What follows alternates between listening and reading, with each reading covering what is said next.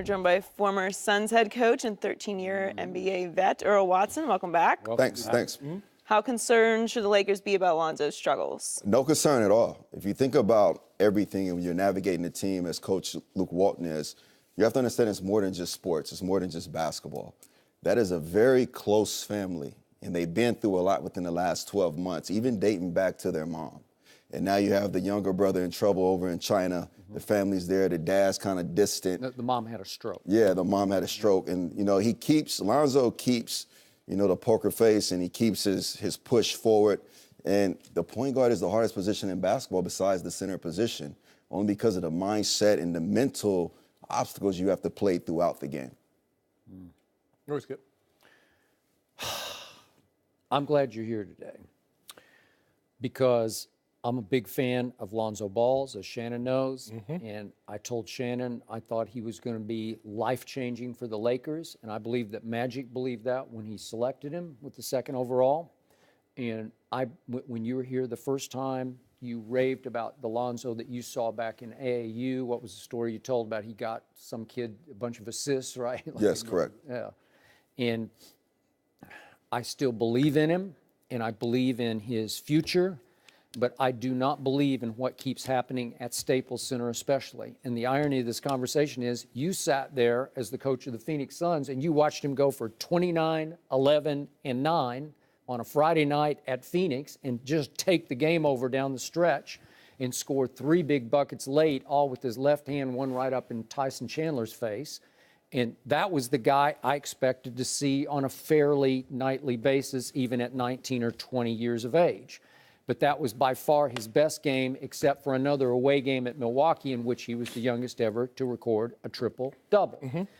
And yet at Staples, it has been disastrous. And I can't defend it. I'm not going to try to defend it because the demon's got in his head with his shot, especially at home. And he just can't make it. And it goes from bad to worse. And he has lost confidence. And that poker face you talk about, he used to have like a good sort of arrogance about it. And now at home, it has sort of a fear base to it. It looks like he's like starting to see deer in headlights before he shoots it because he knows he needs to shoot it and he needs to make it. We all know he's got an unorthodox shot. It's been questioned. And Magic sat right there in your chair before the season started and said, we're not going to mess with it until after this year. But if it doesn't start going in this year, we're going to think about remaking the shot in the offseason. So there's something going on with him at home because he doesn't play with the attack mode, with the aggression, with just the sheer confidence that I've seen him play with at UCLA and in the Summer League and at Phoenix in the second game of the year. And I don't get it. I don't think you can mess with the shot in the middle of a season or beginning of a season. It's too late for that to happen. That is worked on and developed over the summer. One thing we know and what we had with Devin Booker, we traded Markieff Morris. Devin Booker became our #1 guy at the age of 19. We looked at him and we told him, we cannot ask you to be great without first giving you the opportunity to fail. You are going to fail.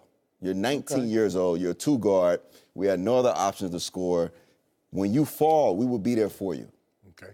And we develop the psyche. We will understand it's more than basketball. Whether we sit and we talk about life, we talk about what's going on in your personal life, we talk about what's going on in the game and what your mindset is every possession. You are going to be great.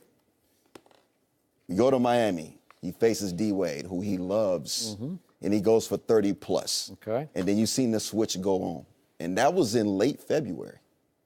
So you have to understand with Lonzo, we have to give him the opportunity, and you have to understand, we have to also let him know it's okay to fail because your tenure as a Laker is going to be greater than the beginning of your career.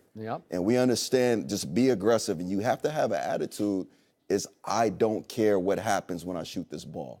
I'm going to be dominant. I'm going to be aggressive. My personality is already in this team by the way we move the ball. It is. And everything else will continue to carry over. But when you look at him right now, Earl, he doesn't have a second option of scoring points. His shot is unorthodox, so he's never going to shoot I don't believe with that shot the way it is, he will ever shoot a high percentage from the field because of his unorthodoxness. But he doesn't. But remember, at UCLA, he shot 41% from three. Yeah. So I know I've seen it go in before in big moments, in clutch college. It's college, but it's But still... the thing is now, he's not driving the basketball, so he doesn't get to the free throw line. And people say, well, shooters shoot. Well, that works for Steph Curry. That works for Klay Thompson or JR. But that's not his game. He's not a volume shooter. He's not a shooter per se. And because he's not scoring, Skip, it's starting to affect other aspects of his game. They're minus 47 when he's on the court. They're plus 5 without him. I don't know how Luke Walton can give him more minutes. Maybe let Jordan Clarkson start. Maybe let him run with the second unit, gain a little bit more confidence, then reinsert him. Never. I agree. Never. You can't do that because you can't ever take away. The worst thing you can do to a point guard is take away the basketball. Okay. If you take away a point guard's basketball, it's like putting a quarterback at a wide receiver. For one, he feels lost. And for two, he feels like you lost confidence in him. And we talk about the minus 47. I was KD teammate his first 2 years in the NBA, in Seattle, in OKC. He was the worst plus minus in the NBA. The worst, Kevin Durant. And we also have to understand and see it like this. You said he can't get to the free throw line. He has to attack the basket. I will tell Lonzo to play faster.